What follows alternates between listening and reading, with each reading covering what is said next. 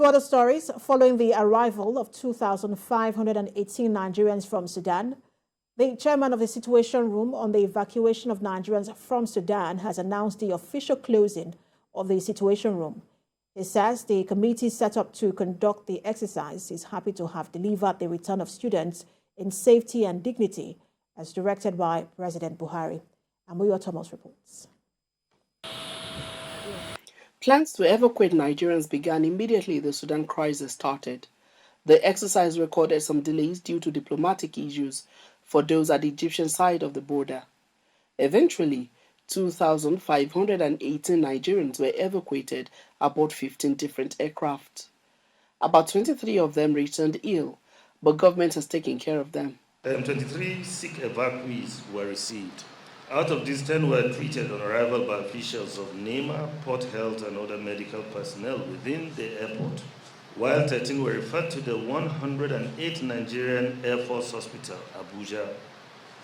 Among these is an 8-day-old baby who was delivered while the mother was awaiting airlift from Port Sudan. The baby is currently being treated for jaundice at the University of Abuja Teaching Hospital, Gwagwalada, while the patient with hand injury is being treated at the Federal Medical Center, Jabi, Abuja. We thank God that no life of any Nigerian was lost during the crisis so far and during the evacuation. For those remaining at the Port Sudan, the DG says there's need to ensure their nationality.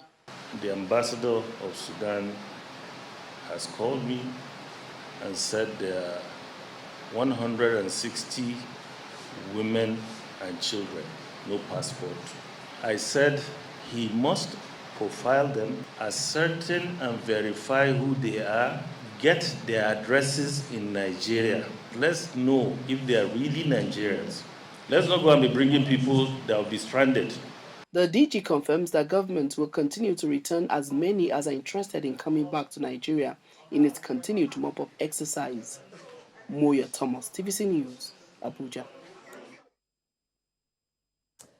And after cooking for 100 hours and 40 minutes, Chef Hilda Bassey has broken the world record for the longest cooking marathon, and she also set a new record.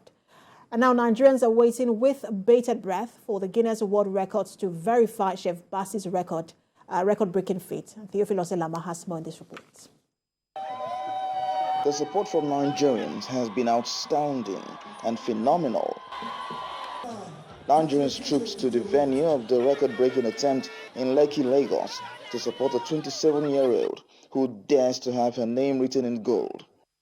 Soon, the news of her exploit hit social media. Chef Lata Tondon had initially set a record of 87 hours and 45 minutes in India in 2019.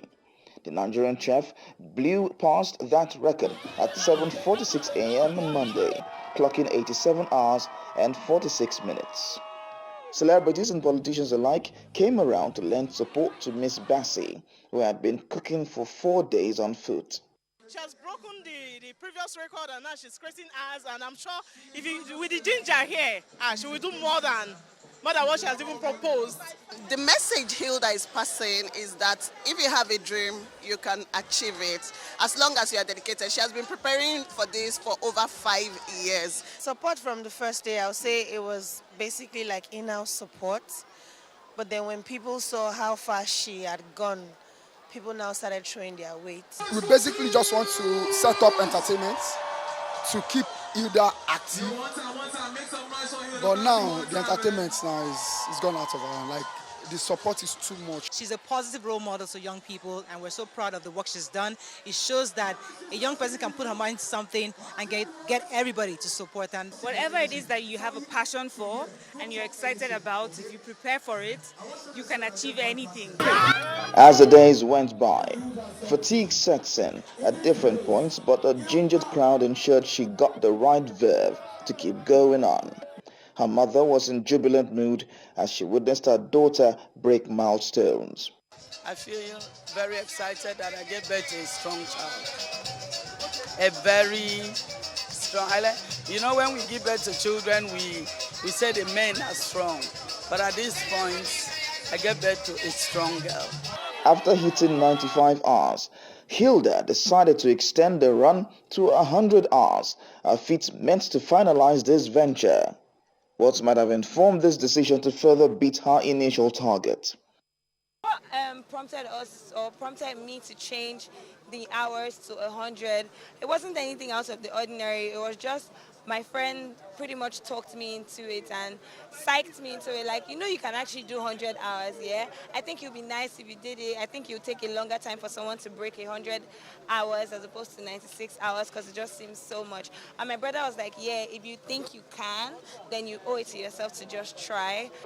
In what everyone felt was a massive achievement, Ms. Bassey decided to finish in a record 100 hours and 40 minutes to attain the Guinness World Record bragging rights of the longest cooking marathon.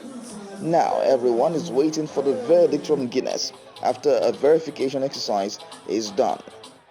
Theophilus Ilama, TVC News, Lagos. And away from Lagos, let's turn to Kaduna State, where Governor Nasiru El-Rufai has launched the Adolescent Girls Initiative for Learning and Empowerment project. He also commended the project as one of the most successful interventions in the country. And Lupe Asom tells us more. After this report, we will bring you updates in business. Stay with us. The event is the launch of the Adolescent Girl Initiative for Learning and Empowerment, AGILE, in Kaduna State. AGILE is a project jointly sponsored by the World Bank and the federal government. It is aimed at ensuring that all adolescent girls across the country have access to quality secondary education and benefit from enhanced learning, digital literacy and life skills. Governor of Kaduna State, Nasiru El-Rufai, is pleased with the immense contribution of the project. We are wasting too much of the talent of our girls by either not educating them or getting them out of school from early marriage. You've seen what has been done in the last 1 year. AGILE is one of our most successful projects. The World Bank's country director, Sobham Chaudhry, is represented by Mrs. Aisha Garba. The officials lauded the Kaduna government for taking full ownership of the project and reiterated the World Bank's commitment to support adolescent girls.